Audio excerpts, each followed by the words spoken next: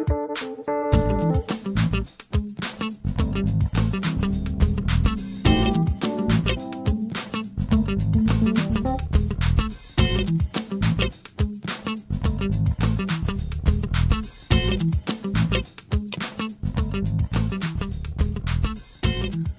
day, everyone, and welcome to another edition of Q&A Social Security Disability Today. I am your host, Attorney Anthony Reeves. Let's get to your questions.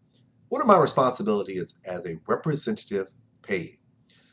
Okay, this comes up a little bit more with kids than anything else, but just we're going to look at it in its totality.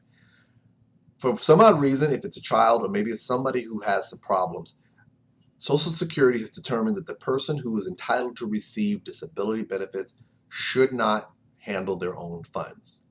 It could be for a variety of reasons, but whatever the case may be, they have decided that someone needs to handle funds on behalf of that individual. This person is referred to as a representative payee. They have, it's in the legal sense or in the financial sense, it's called a fiduciary responsibility. In other words, it's this nice way of saying you are accepting the responsibility for maintaining the finances of a third party, the claimant. Now, this is one of the things that I tell people all the time. First, always remember, if you're going to accept the responsibility of a representative payee, you are agreeing to accept monies on behalf of a third party and to be used for their benefit. That's the first of all. Second of all, remember, these are federal funds. This ain't funds from your partner from around the corner. This is money that the federal government is entrusting you on behalf of the third party.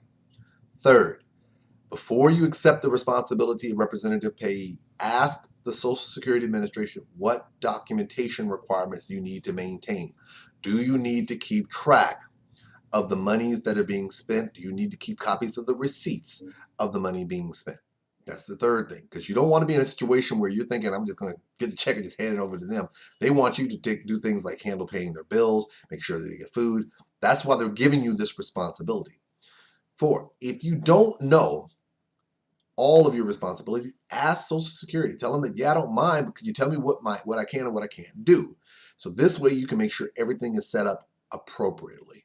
And then finally, your last step 5, remember, if at any point in time the claimant has a reason to believe that you are not handling the money in their best interest, they have a right to notify Social Security, who can make a determination of whether or not that's true, and they can choose to remove you as representative payee. So keep those things in mind. It's not a daunting task as it may seem.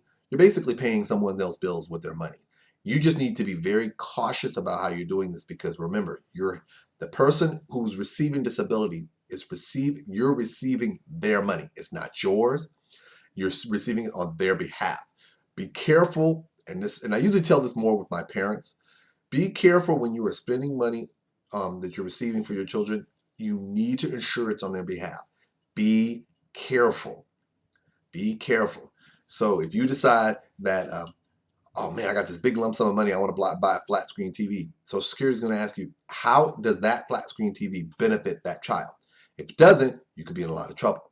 Same thing. You decide, oh, I'm going to get me some brand new carpeting. They're going to ask you, what does that carpeting have to do with the benefit of the claimant? If you cannot justify that, you put yourself in potential trouble with the federal government. Don't make it harder than what it is. If you don't know, ask Social Security. They'll lay it out for you. And most importantly, if you don't feel comfortable with the responsibilities that Social Security is asking you to handle on behalf of the claimant, do not accept the position. It's really that simple. Again, my name is Attorney Anthony Reeves. As always, I love to have your questions. Keep them coming, and I love your comments as well. Look forward to seeing you again next time. This is your Q&A Social Security Disability Today.